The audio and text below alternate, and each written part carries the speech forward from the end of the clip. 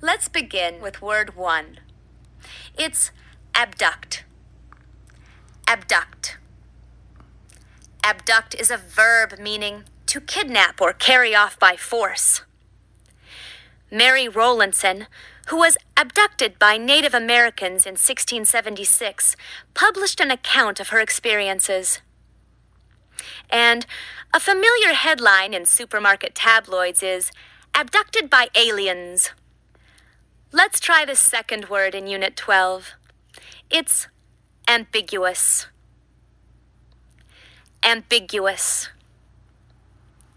Ambiguous is an adjective meaning not clear or having two or more possible meanings. Lawyers may argue over ambiguous wording in a contract. Or, for centuries, people have debated the meaning of Mona Lisa's ambiguous smile. The third word is Bach. Bach. Bach functions as two parts of speech. It can be used as a verb meaning to stop short and refuse to go on, or to block. Some people balk at tasting foods that are new and strange to them. Or balk can be used as a noun that means an illegal motion made by a pitcher in baseball. If the umpire calls a balk when the bases are loaded, the winning run may cross home plate. Compact and compact. Which pronunciation you use depends on how the word functions in a sentence. Let's see how this works. If word 4 is being used as an adjective, meaning closely and firmly packed together, or if it is being used as a verb, meaning to squeeze together, it is pronounced compact. Compact. The kitchen in a studio apartment may be compact. Or, homeowners and tenants are asked to compact cardboard boxes and tie them in bundles for pickup by the recycling truck. The other pronunciation of word 4 is compact. Compact. This pronunciation is used when word 4 functions as a noun. That means an agreement between parties, a small case containing a mirror and face powder, or a small car. The United States, Canada, and Russia are among the nations that have signed a compact protecting polar bears. And a compact can be parked in a comparatively small space. Let's recap. Word 4 has two pronunciations. When it is used as an adjective or as a verb, it is pronounced compact. When it is used as a noun, it is pronounced compact. Our fifth word is confer. Confer. Confer is a verb meaning to consult, talk over, or exchange opinions, or to present as a gift, favor, or honor. When the bases are loaded, it is usually time for the manager, the catcher, and the pitcher to confer on the mound. Or the Nobel Prizes are conferred for outstanding contributions to physics, chemistry, medicine, literature, economics, and peace. Word 6 is earmark. Earmark. Earmark functions as two parts of speech. It can be used as a verb, meaning to mark an animal's ear for identification, or to set aside for a special purpose. Your grandparents may give you gifts of money earmarked for your college education. Earmark can also be used as a noun that means an identifying mark or feature. The ability to think both logically and creatively is an earmark of a good computer programmer. Our next word is frigid. Frigid. Frigid is an adjective meaning extremely cold or lacking in warmth of feeling. Because they have a thick layer of body fat and waterproof feathers, penguins are able to survive in the frigid world of Antarctica.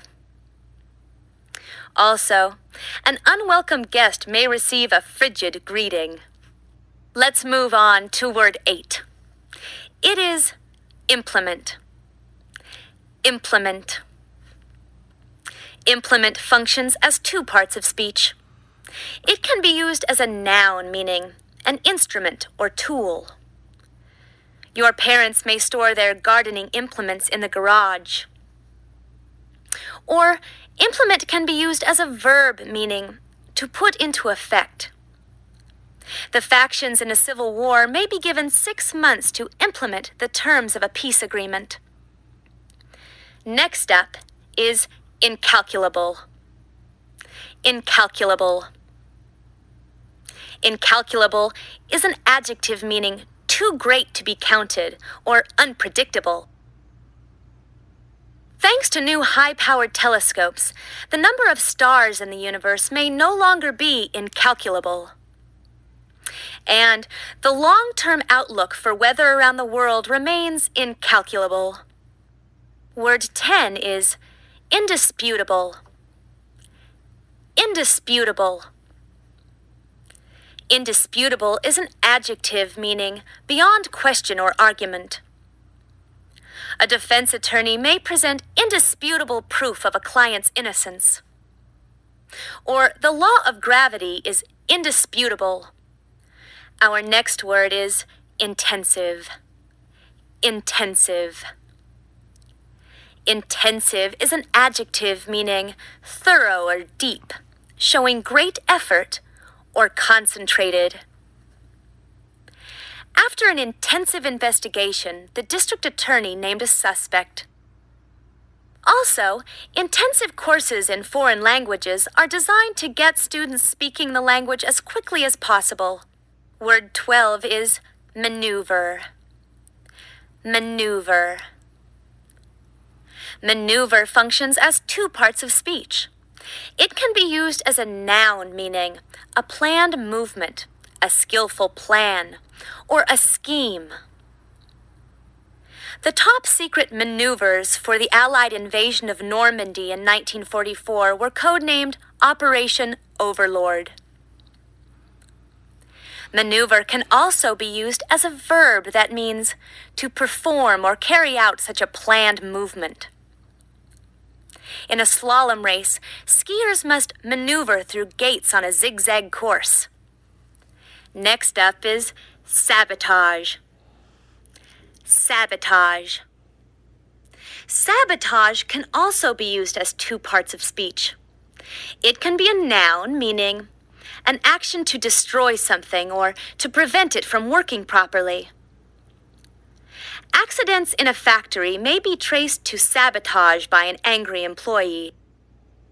Or sabotage can be a verb that means to take such destructive action. During World War II, members of various resistance organizations did their best to sabotage Nazi supply lines. Word 14 is scant. Scant. Scant is an adjective meaning not enough, barely enough, or marked by a small or insufficient amount. Most desert plants can survive when rainfall is scant. Or a joke that is not funny will probably receive scant laughter. Our next word is stealthy. Stealthy. Stealthy is an adjective meaning done in a way so as not to be seen or observed, sneaky, or underhanded. The ability to fly soundlessly makes owls stealthy nighttime hunters. Also, spies gather information in stealthy ways. Word 16 is strapping. Strapping. Strapping is an adjective meaning tall, strong, and healthy. A team may not be able to kick the ball past the opponent's strapping goalkeeper. Or a stagecoach was usually pulled by a team of 4 strapping horses. Next up is strident. Strident. Strident is an adjective meaning harsh or shrill or unpleasant sounding. The strident calls of birds and other animals fill the air of a rainforest at dawn. And you may find a certain piece of music strident and grating. Word 18 is thrive. Thrive. Thrive is a verb meaning to grow vigorously or to grow in wealth and possessions. Some plants and flowers manage to thrive with very little sun. Or, when the nation's economy is strong, all sorts of businesses thrive. Word 19 is titanic. Titanic. Titanic is an adjective meaning of enormous size, strength, power, or scope. The building of the pyramids of ancient Egypt was a titanic achievement. Also, when Mount St. Helens erupted in 1980, the titanic force of the blast uprooted 10 million trees. The last word in Unit 12 is valiant. Valiant. Valiant is an adjective meaning possessing or acting with bravery or boldness. A television documentary may tell the story of the valiant soldiers who fought on both sides in the Civil War. Also, a firefighter may be honored for the valiant rescue of people trapped in a burning building. Now let's go over the words in Unit 12 one more time. They are pronounced abduct, ambiguous, Bach, compact when used as a verb or adjective, compact when used as a noun, confer, earmark, frigid, implement, incalculable, indisputable, intensive, maneuver, sabotage, scant, stealthy, strapping, strident, thrive, titanic, valiant.